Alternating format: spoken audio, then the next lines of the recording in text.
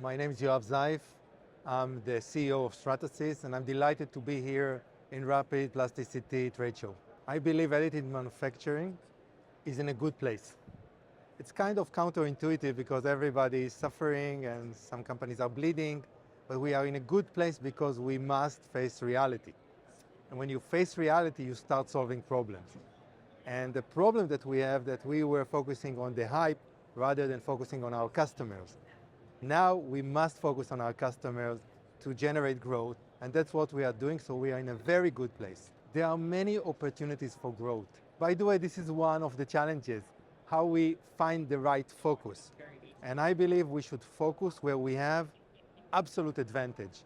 And those practically are 5-6 areas where we really manage supply chain risk, where we can deliver special geometries that no one else can deliver, where we are talking about low volume, high mix production, where we want to be more sustainable and where we want to customize.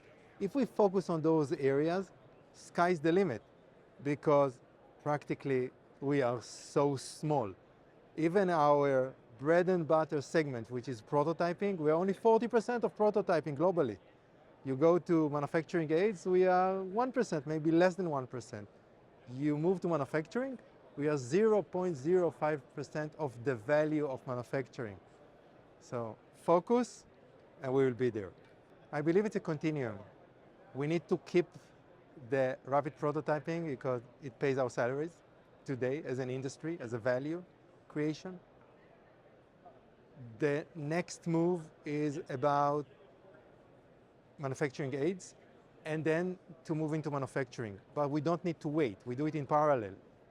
Practically, it just takes more time to be in manufacturing aids and definitely in manufacturing.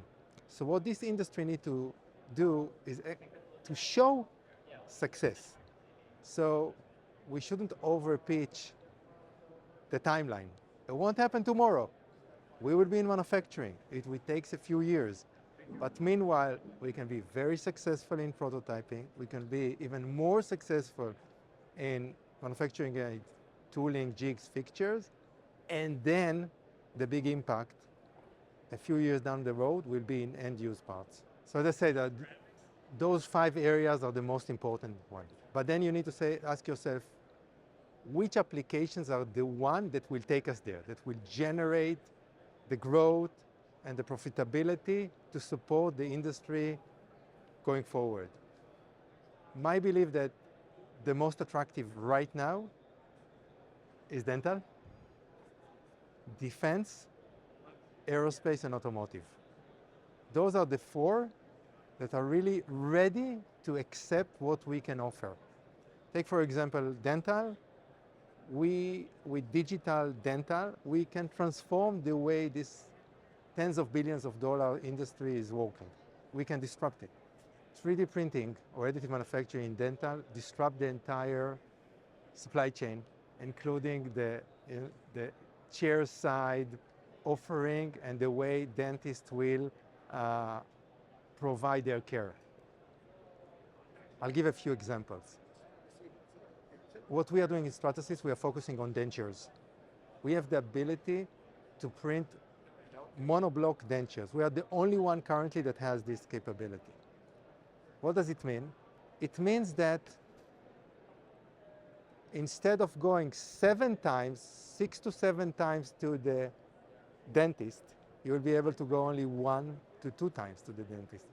Because today, with the current methodologies, even with 3D printing, because you need to connect the tooth to the gingiva, even with the current technologies, it takes time to make it perfect and convenient to the patients. We know how to print it in a monoblock. You can have 2, 3 similar dentures. You can have 1 in your pocket, 1 in your mouth, 1 waiting for you at home. Really, in a much lower cost. And the dentist, which for him the most important thing is time, can make sure that it is convenient and fits perfectly well the patient in 1/3 of the visits that current technology. This is disruption. So we partner with all the automakers globally. And we do it starting from prototyping, significant investment in tooling, jigs and fixtures, but also customizations of cars and also end-use parts. So with your specific question about Peugeot, we are having a pilot on how to customize car seats in terms of the decoration.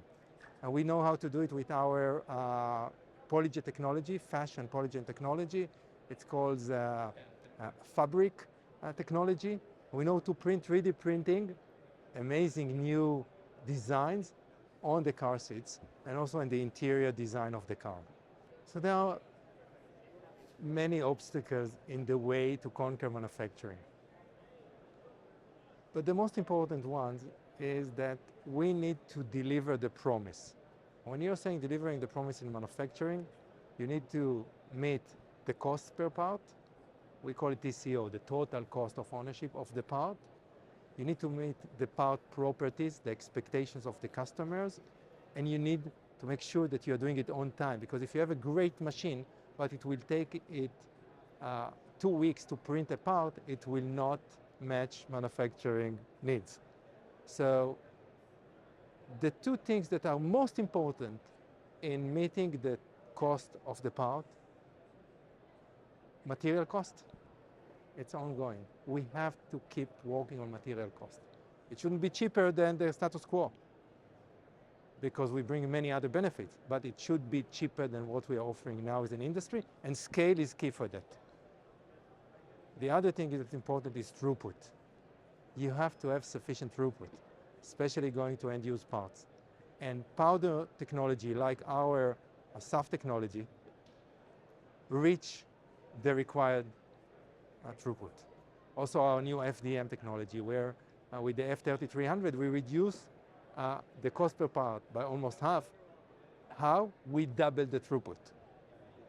So these are the things that we need to do going forward to meet at least the critical cost per part and part properties. A good example is a meeting I had in Detroit in one of our largest customers there. Today, they use some of our technologies to do up to 10,000 parts. Not bad. I asked them the question, if we will reduce by half the cost of the material, how many parts you will do with it? And they do it for bridge production. And they said 30,000.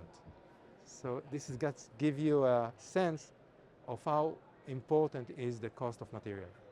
Our customers prioritize, they understand the importance and the benefit of additive. What they are prioritizing is the skills and the knowledge of their workforce to adopt additive. They perceive it as the #1 obstacle because there are already out there applications that deliver high value. There are not enough engineers that know how to apply it. Consolidation is a must.